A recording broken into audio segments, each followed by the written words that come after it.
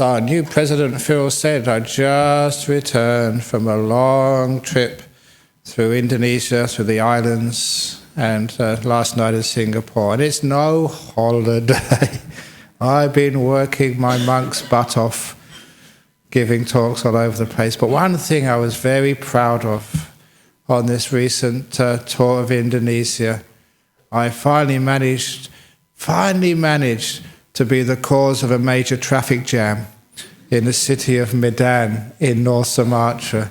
About 3,400 people came to my talk there, and so it really jammed up the traffic around the city.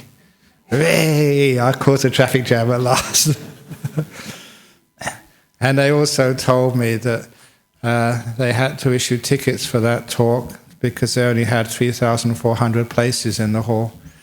And the tickets, they all sort of sold out in 8 hours.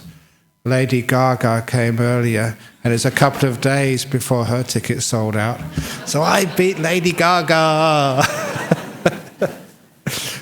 That's what they announced.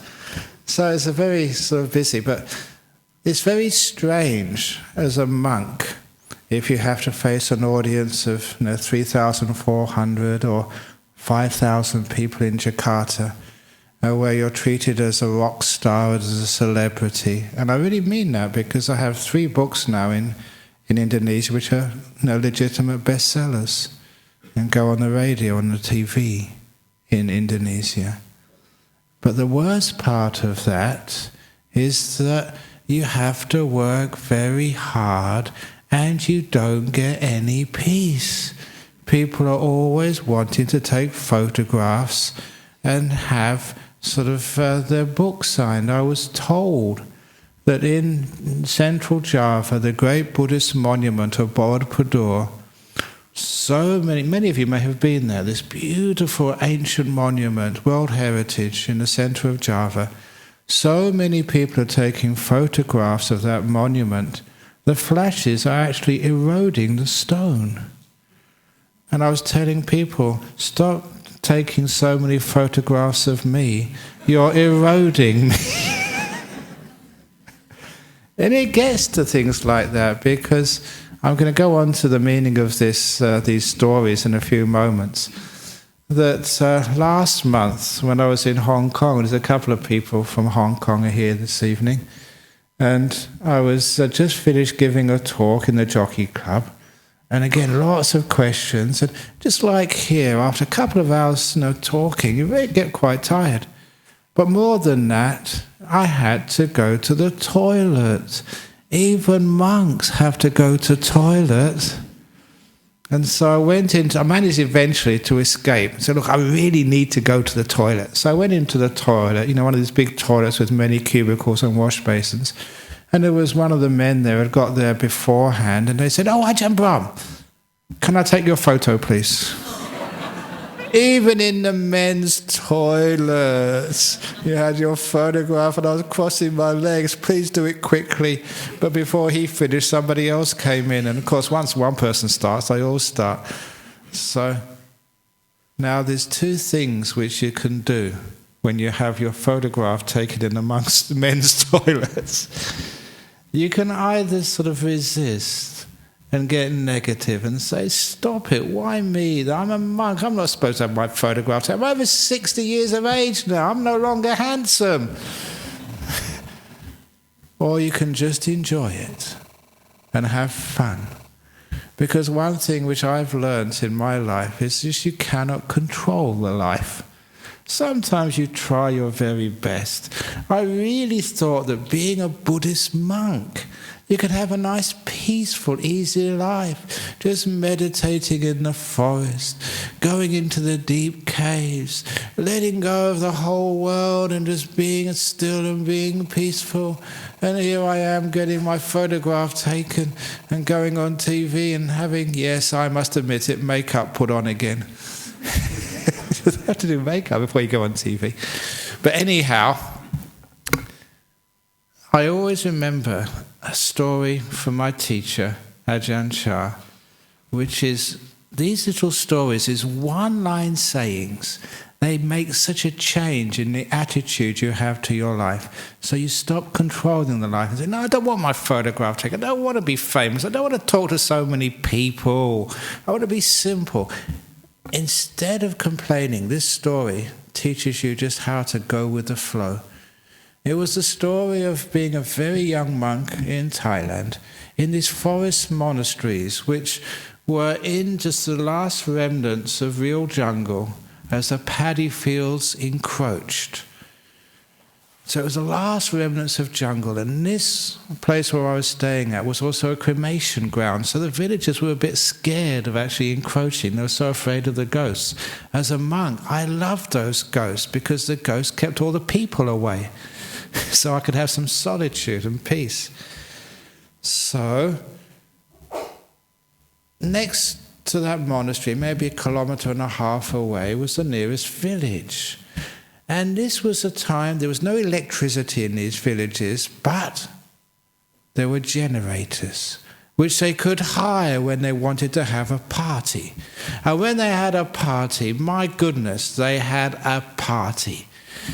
It went on usually for 3 days. So they all got drunk and messed around, and then they fell asleep. And when they woke up, they just started up from where they left off. So it did actually go for 3 days usually before they finished and got back to work again. And they started getting these generators with these huge amplifiers and speakers. So the sound was so loud, and they go on till about 2 o'clock in the morning, which would be fine if you could sleep in the next day. But in these monasteries, we would have to get up at 3 a.m. That's when the bell would sound, and we had to go up for our morning chanting and meditation. So we're only getting 1 hour's sleep a night. Okay, you can do that for 1 or 2 nights, but after 3 nights, it gets really, you feel terrible. So we had to ask, the first night, when we realized there's a party going on, we asked the headman of the village, can you please stop at 12 o'clock, at 1 o'clock in the morning, at least give us a couple of hours sleep, please? But the headman wouldn't listen to us. So we met together. Our next strategy was to go and see our master, Ajahn Brahm. They were scared of him, so that if he told them to, shut it up, they would. So we had a delegation. We went to see our teacher, Ajahn Brahm. He said, look, it's so loud and noisy. We can't sleep. Our meditation, we're falling asleep in the morning. We're not really doing anything properly. And that's when he gave this wonderful one-liner, which I will never forget, and which you apply to so many other things in your life. He said, it's not the sound that disturbs you. It's you who disturb the sound. And that was so profound that it changed much of the way you looked at your life. If there is noise, it's the nature of life to be noisy. The villagers have to have their part, and the rest of the time they're okay. So don't try and disturb the noise. Because it's not the noise which disturbs you, it's you who disturbs the noise. So the dog barks. What would you expect of dogs? They bark. Or your wife nags. Nag, nag, nag, nag, nag. It's not the wife disturbing you. You're disturbed. You disturb the nature of wifedom. That's what wives are like. That's what husbands are like as well. And that's why, like being a monk, that's what it's like. So, when people want to take so many photographs of you and sign books and give you all this ridiculous attention, you say, I'm not going to disturb this. And then it doesn't disturb me. And so much of life, especially the problems of life, can be solved if you understand the meaning of that statement and you extend it. It's not that the government disturbs you. You disturb the government. What do you think governments are like? All over the world they're pretty much the same. We've got a pretty good one here in Australia, no matter what sort of type of politics you have. It's not that bad. It's not like North Korea or Iran or some dictatorship, although sometimes reading the newspapers you think it's just as bad. But our problem in life is we want to disturb and control our life, when really we just can't do that. And instead we learn to flow with things, just to let it be, not to fight so much. And if we can do that much, we find that so many of the negative reactions we have to life, always trying to disturb life. It's not that life disturbs you, it's you disturb life. I gave a simile while I was over in Indonesia of the exam. Because I was a school teacher before I became a monk for 1 year. And as I've told you before, that was one of the main reasons I became a monk. Teaching teenagers would make anybody want to leave the world. So anyway, I was a school teacher, but I had to set an examination for the children. And I wanted some advice. So I went up to a senior teacher and I asked him, how do you set an exam? Give me some advice. And he said, try and set the sort of the average mark to be about 70%.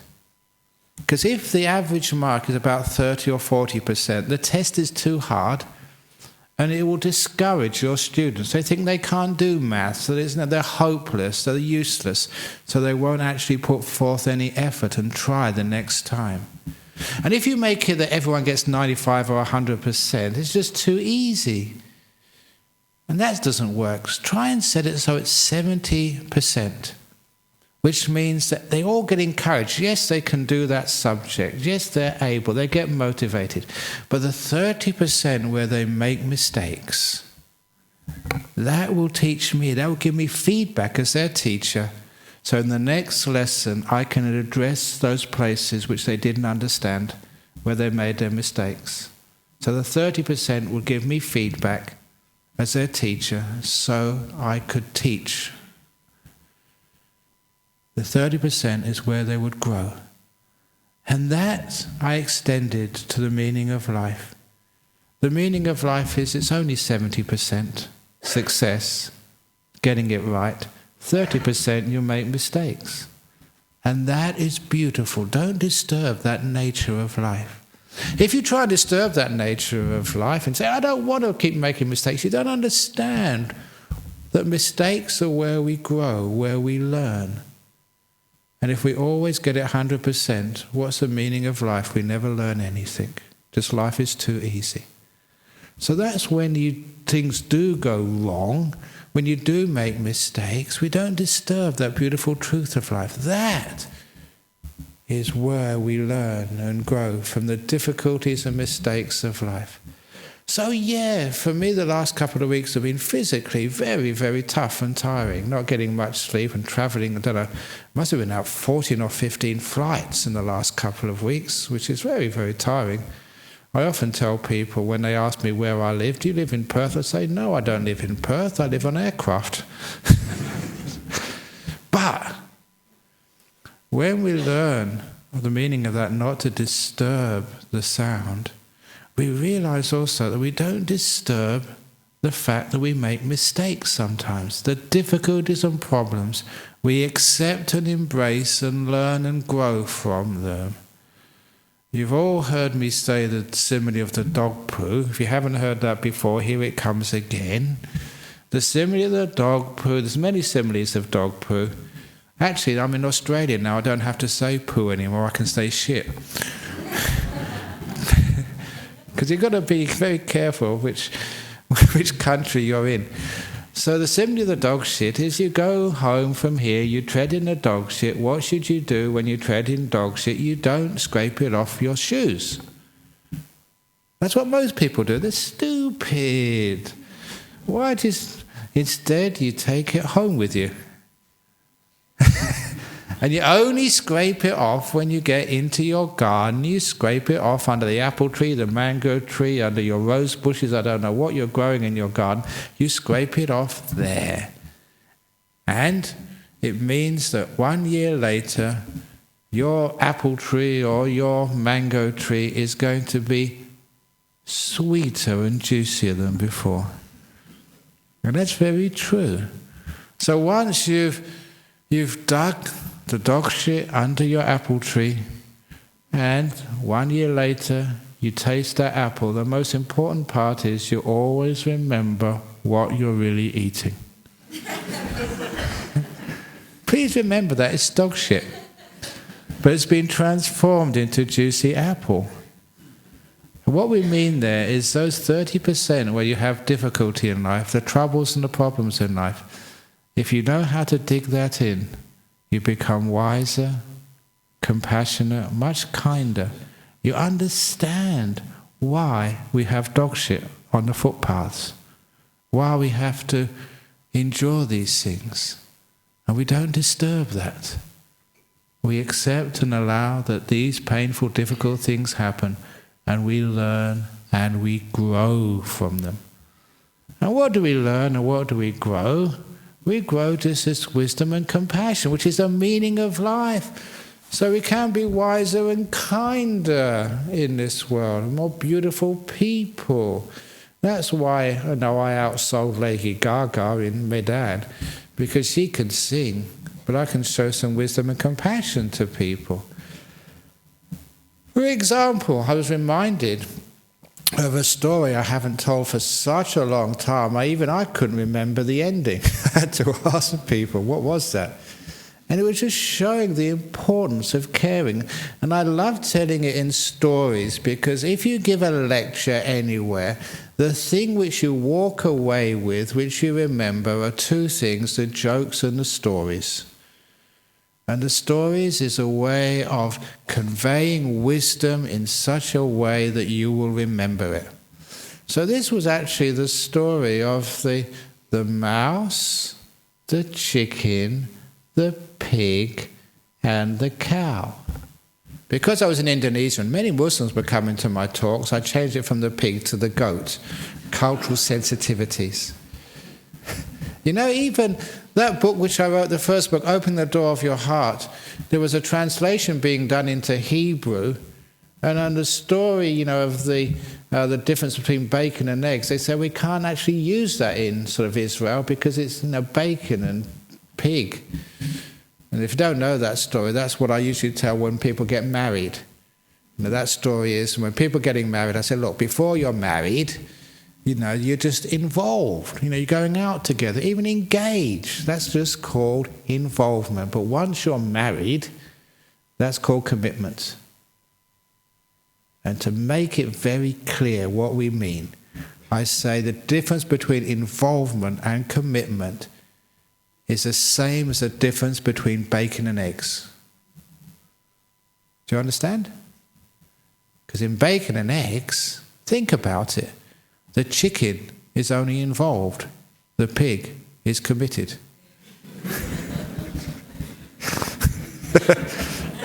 You understand? The pig gives his whole life. Chicken only gives one egg. That's what commitment means. You give everything.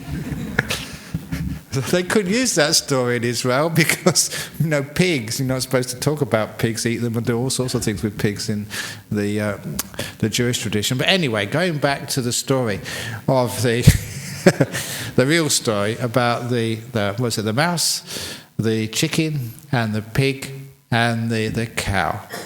It just shows you an important lesson in life, because these four were great friends, and they sit around having cups of coffee together and talking just like you guys do. But no, mice don't really drink coffee, but I usually embellish the stories to make them a bit more interesting. So they're having coffee one day, and they noticed the mouse was very, very agitated. "What's wrong, Mr. Mouse? Why are you so upset?" And he said, "It's because today I saw the farmer's wife," because they lived in a farm. "I saw the farmer's wife receive a parcel from the post, and when she opened it, I almost had a heart attack when I saw what was inside. A mouse trap. The farmer's wife has got a mouse trap, and I'm the only mouse in the house. It must be meant for me. She's trying to kill me." And the mouse was so upset, he turned to its best friend, the chicken, said, "Chicken, can you please help me?" And the chicken said, none of my business. A mousetrap catches mice, not chickens. Look after yourself. I don't know how to help you. And the chicken never helped the mouse because it thought that it wouldn't be affected by the mousetrap. And then the mouse asked the pig, Pig, can you help me? I'm really scared because she leaves this mousetrap all over the place. I run backwards and forwards. It's only a matter of time before I step in it and kill myself. Can you help me? And the pig said, no, look after yourself, none of my business. Pigs don't have anything to do with mousetraps. I'm not going to help you. Because even the pig thought, how can a mousetrap do anything to a pig? And then lastly he asked Mrs. Cow, can you help me? You know what Mrs. Cow said? Moo. I can't help you. Look after yourself. It's your business, none of my business. I'm too busy munching grass and doing other cow things. I can't help you. So none of the mouse's friends would help. Because they all thought that a mousetrap can't kill a pig, can't kill a chicken, can't kill a cow. But be careful, because when your friend asks for help, never think that, it doesn't affect me. Because it does. Because what happened? One night the mouse was scurrying around and it got caught in the mousetrap. It was a night time. The mouse couldn't see. And as soon as it stepped on the mousetrap... Did that make a good sound? As soon as it did on the mousetrap, it certainly hurt my hand.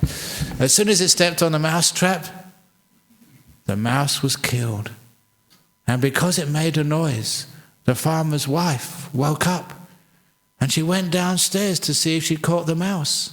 And because she was half asleep, and because it was very dark, she didn't see the snake in the house. She trod on the snake and got bitten. And she called for her husband to help. And she was badly bitten. They called the doctor. The doctor did whatever they could. But she was very, very sick. And what do you do when you get sick? One of the best remedies for sickness is chicken soup.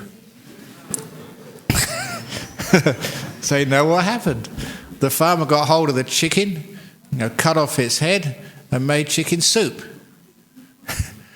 And it was stabilizing, but she was still very sick. And so what happens when you get sick? Your friends come to visit.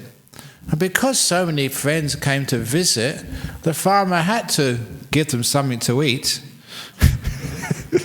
So that was the end of the pig. The pig got killed so as to make pork sandwiches for the visitors coming to see his wife, who was who was bitten by the snake. But unfortunately, even with all the chicken soup, the farmer's wife got so sick she eventually died. And of course, you've been to funeral services, I've been to funeral services. What happens after the funeral service? You feed the relations. So the only thing they could do was to kill the cow, to feed the relations. So because of one mousetrap, it didn't just kill the mouse, it killed the chicken, the pig, and the cow as well. And the meaning of that story, when your friend is in trouble and needs your help, don't think, it doesn't affect me, none of my business, look after yourself, be careful. Because a mousetrap can even kill a cow. So if they want some help, please help them. Otherwise you may regret it in the future. So these stories and these actually lessons in life, they actually teach us something, just the importance of caring, acceptance and wisdom. So in all the difficulties which you may have in life, please tell your friends and see if they can help. And as for you, sometimes we just have to endure 70% is the best we can do. Now we will make mistakes sometimes. We will be in great difficulty sometimes. But again, that's part of life. And if we can accept that that's part of life, embrace it. It's amazing what you can do. Again, over in Indonesia, I was extending that story of when I was a school teacher to mention that time when one of the children in my class of 30 came bottom of the class. If any school teachers here, you know that at the end of the year you have to give out these report cards. So I had to give out these report cards, and they all opened their reports, and this one poor boy discovered he'd come bottom of the class, 30th in a class of 30. Now, of course, someone has to come 30th. Even a class of Einsteins, and one Einstein has to come bottom. But if you've ever had that experience of failing, of coming bottom, what does it do to you? He just put his head down, and I could see from his body language he was depressed, but also afraid. Because that evening he'd have to show his parents that he'd come bottom of the class. And you can imagine the scolding he would get from his parents. And all the punishments or restrictions, you can't go out, you can't play on your computer, you can't do this and can't do that because you come bottom of the class. They're ashamed. Now, even when I was a school teacher, I was a Buddhist.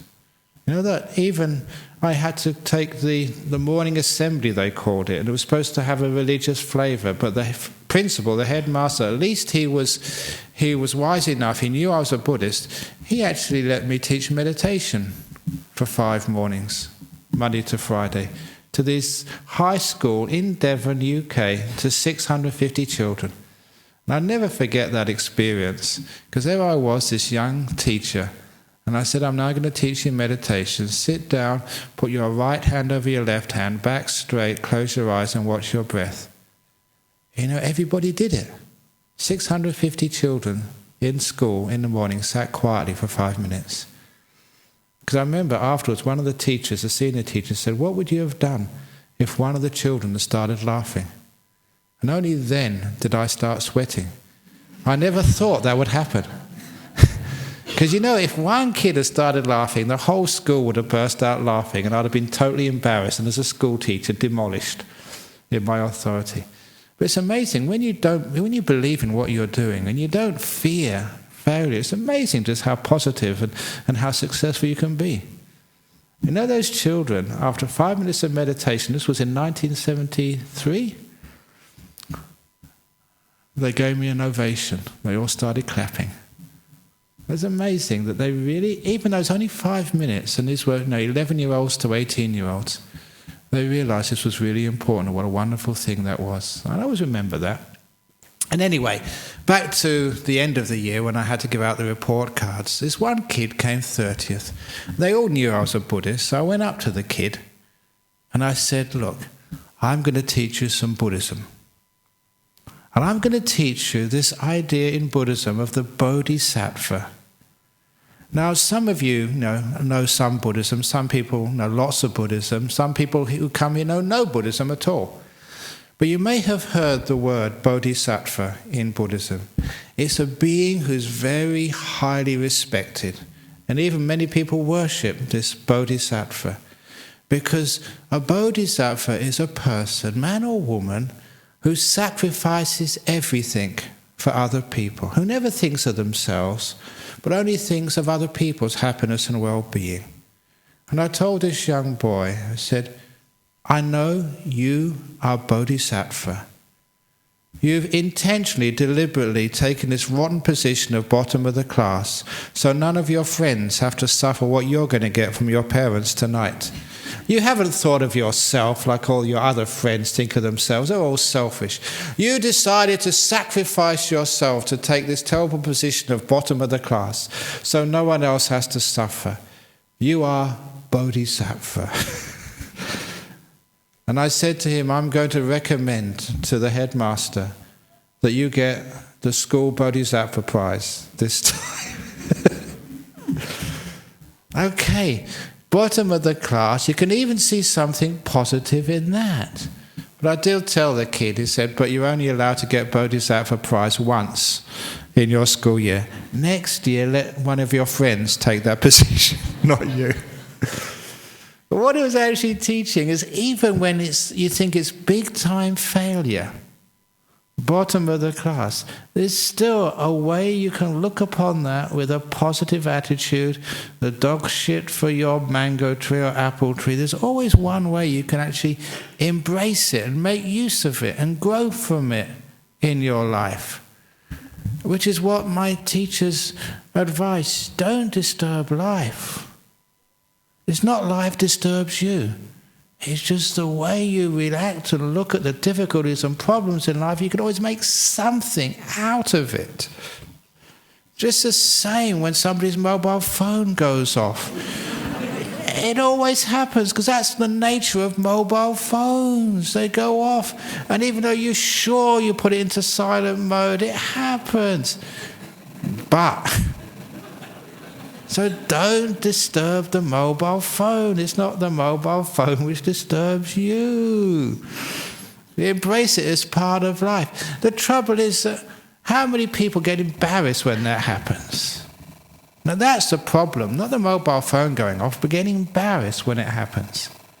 In other words, we live in a society where we're not allowed to make mistakes.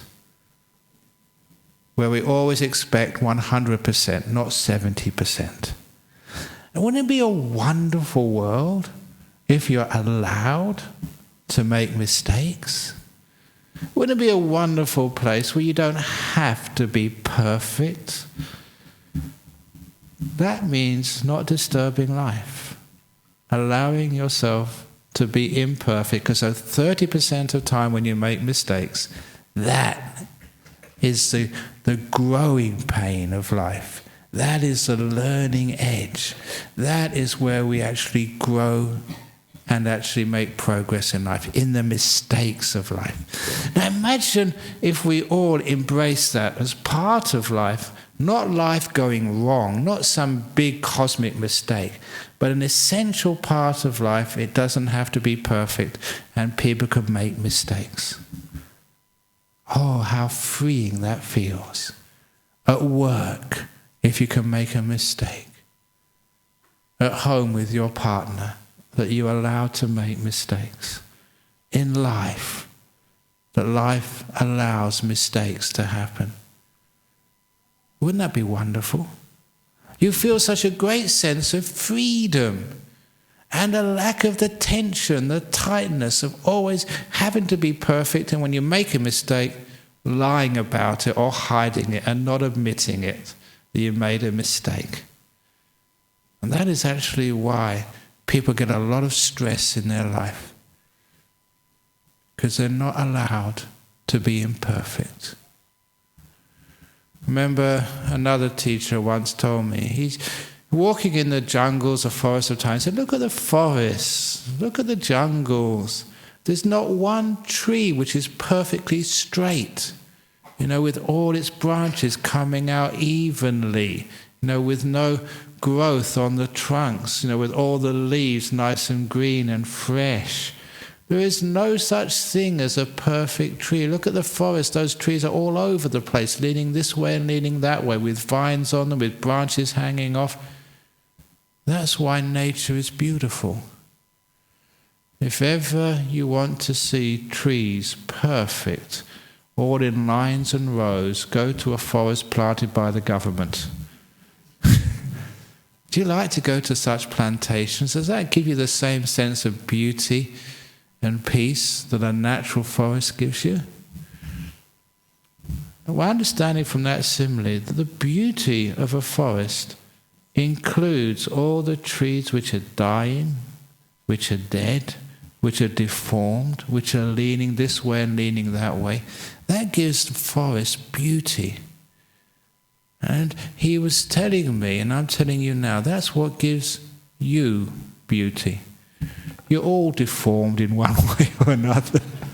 Getting old, broken teeth. Maybe you try and hide all of that, but it's there, isn't it? None of you are perfect specimens of humanity. But what it does mean, actually, that on one of the talks I gave in Jakarta, just one of my fans in Jakarta now, he was I think the world champion bodybuilder. And actually I saw his picture on a bus afterwards in Jakarta advertising some sort of vitamin supplement. This huge guy, I forget what his name is now, but he's quite famous in Indonesia. This huge guy came on, really, really strong. It's like muscles like Arnie Schwarzenegger. And now he's a disciple of mine, so be careful, any of you who criticize me. I just have to now to tell my friend that you'll get wasted very quickly. No, we don't do things like that. That's only a joke.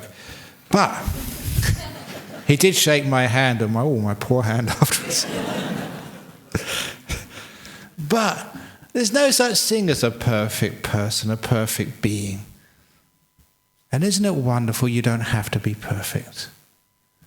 It's such a lot of stress. I don't know, in your relationships, the partner you live with, does your partner expect you to be perfect? If they do, what sort of relationship is that? Don't you feel that stress and the tightness, always having to live up to unachievable goals? So I tell people in life, if you want to be happy and peaceful in life, lower your expectations. Lower your expectations to the 70% mark of life.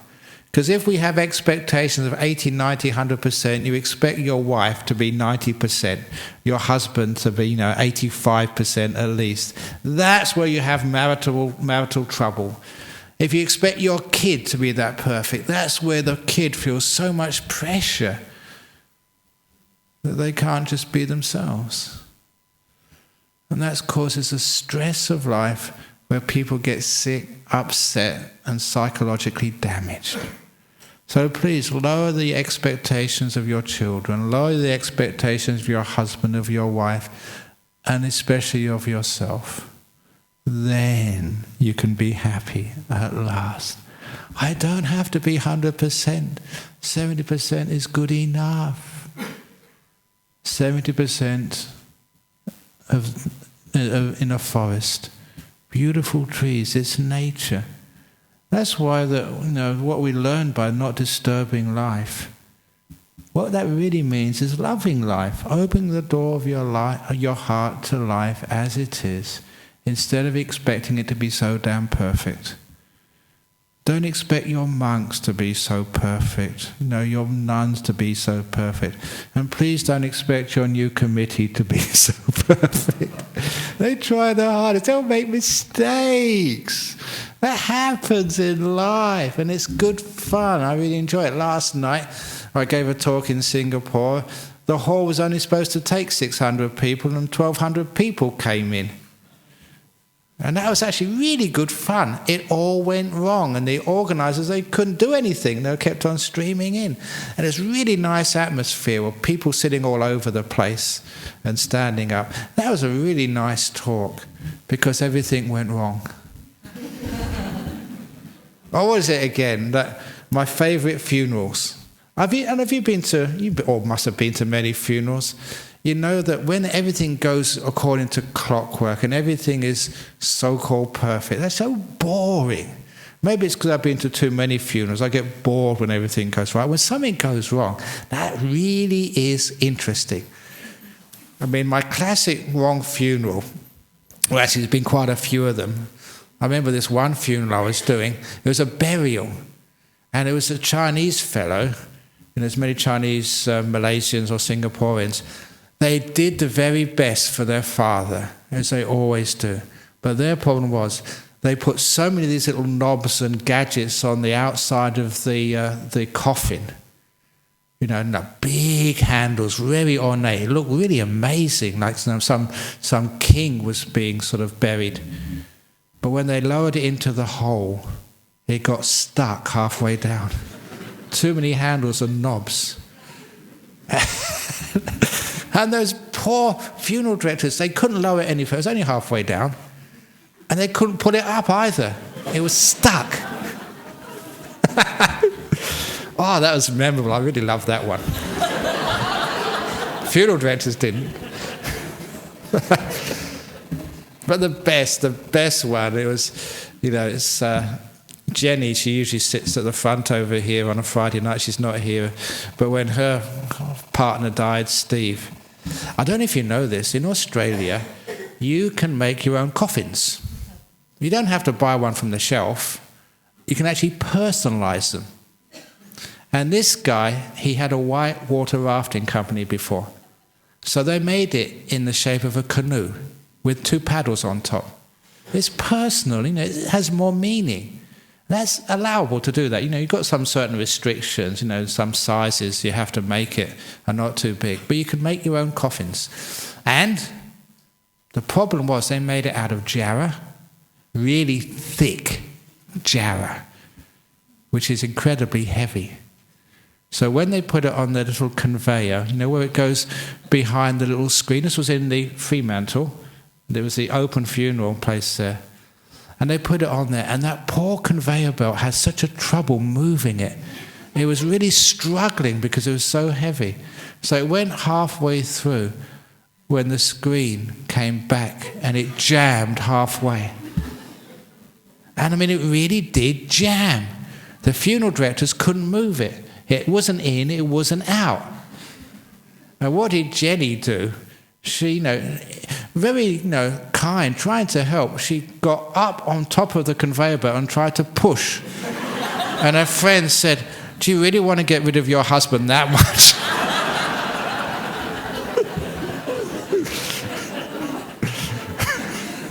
And that just started it. When one person tells something and people start laughing, the whole lot were laughing. Somebody said, "Yeah, Steve, I know, is his best friend. They went to school together. The first day he got his first car, he crashed that too. The first day in the coffin, he crashes his coffin." Typical Steve. And it really was, from that moment on, a celebration of a life. That's a beautiful funeral. Eventually they managed to jemmy the screen over and push him through. So he wasn't stuck there forever. All the time, we used to... Oh, I'm going over time now, just last little quote. There was a time when every year, I did this about 2 or 3 weeks ago, we have this interfaith service at St. George's Cathedral, in town. You get, all the usual suspects, the rabbi, the imam, the Buddhist monk is me, and some Monsignor and, the Dean of St. George's Cathedral. We do an interfaith service for Commonwealth Day. Always the same, and actually it's pretty boring. But this one day, it was many years ago, some crazy guy rang the police and said, "No, it's not right. It's desecrating a Christian church to have all these unbelievers from other faiths inside the sacred area." And so they said they'd planted a bomb in St. George's Cathedral. And so in the middle of the service, I saw the policeman come in and talk to the dean, John Shepherd. And John Shepherd came to the microphone and said, "We've got to stop right now. There's a bomb in the cathedral. We all have to go out." That was the best Christian service I've ever been to. Wow, everybody woke up.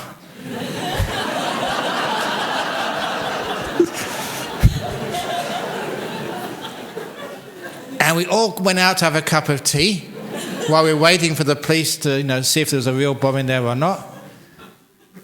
And we started talking together and laughing and cracking jokes together. And that was the best interfaith service I've ever been to. And I actually told the dean, I said, "Well done, at last you know how to organise a good interface. Can we please do this every year?" Because it's when things go wrong like that, isn't that human? Isn't that brings you back to real life? Life is not some organised event, run like the London Olympics. Life is what goes wrong. And in life, when it goes wrong, we can laugh. And why do we laugh at those stories? Because you can recognise that that's part of your life. It's part of everybody's life. No tree in the forest is perfect. And that's why it's beautiful. None of your life will be perfect. You'll never get 100%. Never expect your partner to be 100%. Give them a break. And then you give yourself a break as well. And you can be at peace with yourself. You can be at peace with life at last. If you want life to be 100%, your kids to be 100%, your wife to be 100%, you're going to be very frustrated in life. If you want just there to be no sound At least not when you're meditating or when you want to go to sleep. You're going to be so angry at life. So remember, don't disturb the sound. And then the sound doesn't disturb you. Don't disturb the nature of life. And life won't disturb you. So when I go out and overseas and treated like some celebrity, instead of disturbing that, I enjoy it, have fun with it. And then when I come home, I'm back down to normal again. Go back to the monastery and having to clean the toilets. And I enjoy that too. So that's what we mean. But it's not life disturbs you. It's you who disturbs life. If you understand the meaning of that, you can have a very peaceful, happy life. Thank you for listening.